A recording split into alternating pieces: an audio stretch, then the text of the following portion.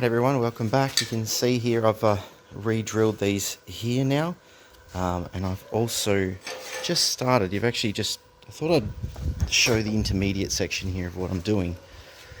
I've already welded this piece in. You can see here the gasless welds, they look kind of like a mix between MIG and arc, so obviously because it is literally a cross between a MIG and an arc, so you've got to treat both welds accordingly. But now what I've got to do is I've just made this piece up out of the section that we cut out here, and you can see this has been beveled and cleaned up nicely. I always put little 45s on the end to get around those little welds in the corner. And this basically, alright, it's going to be welded on there. Then I'll have to come back from the other side and re-drill those holes. So it was really important I got these drilled first, so I knew exactly where they were going. That'll weld here, and then I'll put this other piece in here. This will be a bit more of a sharp angle, but that's okay because it's on the leading edge, not the trailing edge. I was going to, probably everyone remember I was going to cut under here, but I've just taken these, you see there's one here as well. To give you an idea what that is. That's actually the corner piece of a piece of RHS. And by doing that, it's kind of, if you look up what wabi-sabi is, exactly as it sounds, W-A-B-I-S-A-B-I, if you've got to make a patch panel or a filler panel, make it look like you did it on purpose, basically. So that's what it is, really. It looks like I've done it on purpose. It's a bit of an interesting profile, but you know what? It's in the engine bay. It's kind of cool, and it's better than using filler rod or anything like that. I'll just, or cutting even. I prefer not to cut where I can. So, yeah, what I'll do now is I'll weld this up. I'll show everyone what that looks like, and then we will get back on to starting on the back and that rear cross member. Oh, sorry, I've also buzzed the front section of these in before I put this other section, this sort of the 45 in here, which I will do. Actually, you know what? I'll do that before I move to the back. So, yeah, all right, stick with me.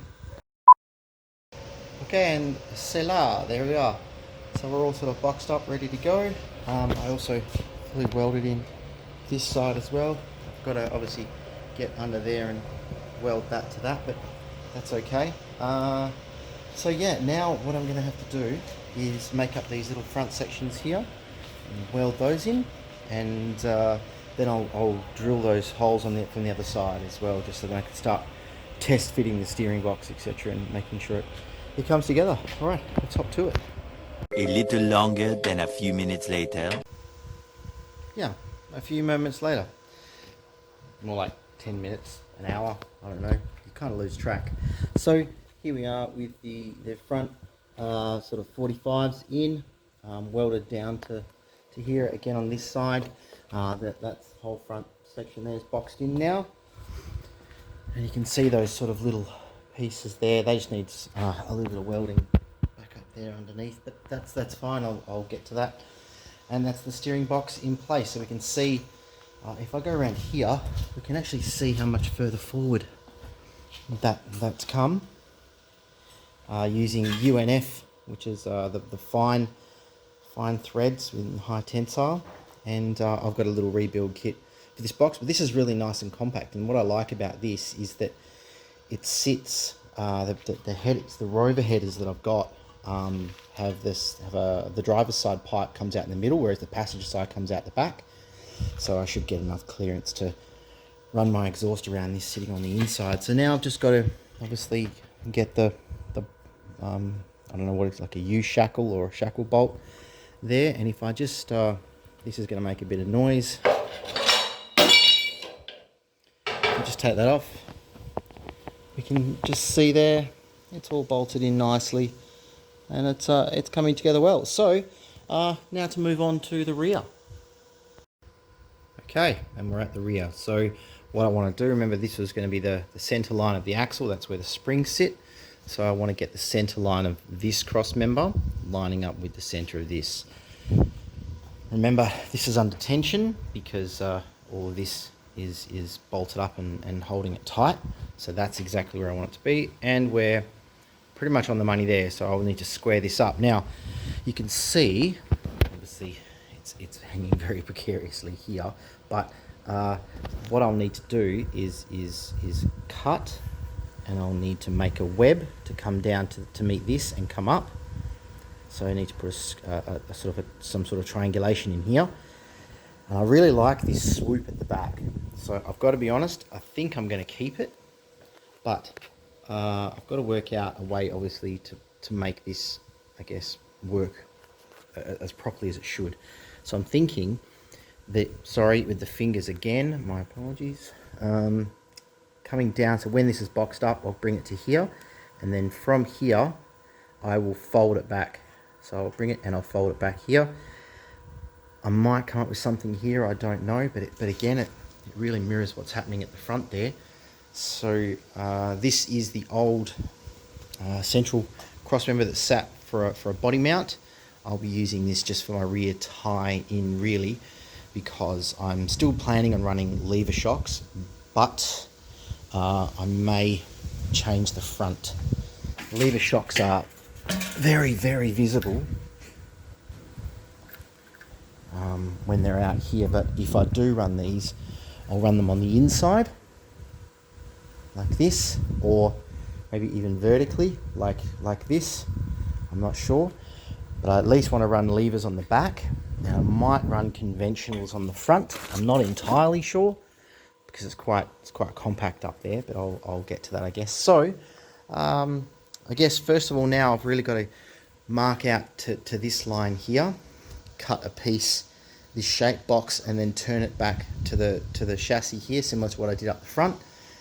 I have to do it on both sides, and then we'll come back, we'll tack this in. I'll just notch it. I mean, look at that, seriously, that is just hanging on. So I'll just rub that with the grinder disc, set it down, I'll tack it in place, and then I'll work out how to fit that up from there.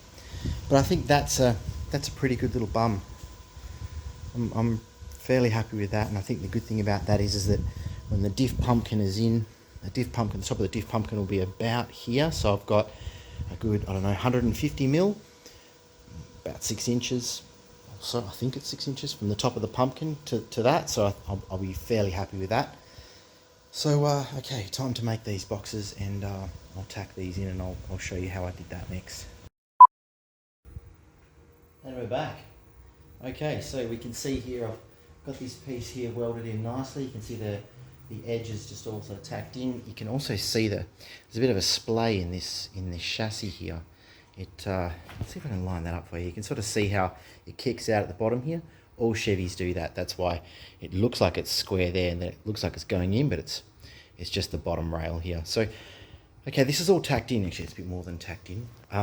So now what I've done is I've just taken some corner pieces of RHS, and I've just hammered them on the ground. Chipped a bit of brick out, but just hammered them on the edge there. And what it does is it creates this kind of complex curve shape, and I get this little 45 kick out.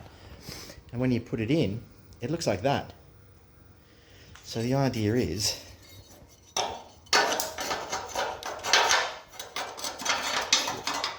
this one, not going for me. Oh, there we go. And there we go, that sort of sits in there like that. So now I can weld this in. It's got a bit of a complex curve to it, and it will have, obviously I've got to tap this down a little bit, and that'll also close that gap up under there. Same with this side, I've got to tap it down a bit, and it'll close that gap up under there. So now what I'll do is I'll create a nice curve to mirror this profile here, and I will then weld it in on the underside up there. Yeah, so I'll probably put a nice radius coming off there first, because there's nothing worse than welding to a point. So I'll have a small radius coming off, and I'll just probably come straight back to maybe stop about here, so that I don't have it coming back to a point. So I'll probably go from there to there, small radius and up, and yeah, then I'll weld them in. So that's looking really good. I'm really happy with the way that's come together. Obviously, I'll just put a small piece, probably another triangular piece, to be honest, from here to here, like that, and that'll make that come together nicely. And yeah, that's an original cross member, I guess, being reused, only mildly trimmed. Instead of being here, it's now here. All right. I've also decided not to use that X member, the cross member from the 37. It needs too many repairs. I've actually got a bit of tray, 3mm or 1/8 inch tray, and I'll just use that instead as a web, and I'll just bend it to suit. So, but that's next. I think. Oh, also, my new springs have arrived. You can really see the difference in the profile, and also the height. You can see how much this one sagged against this one just by looking at that, but then these are monsters. I mean, I can actually stand on this one. It moves. Stand on this one. It doesn't move at all. So, oh, there we go. Yeah, these are huge. So these, unfortunately, are the only things I could find in 900mm long. So they've got massive bolts for them.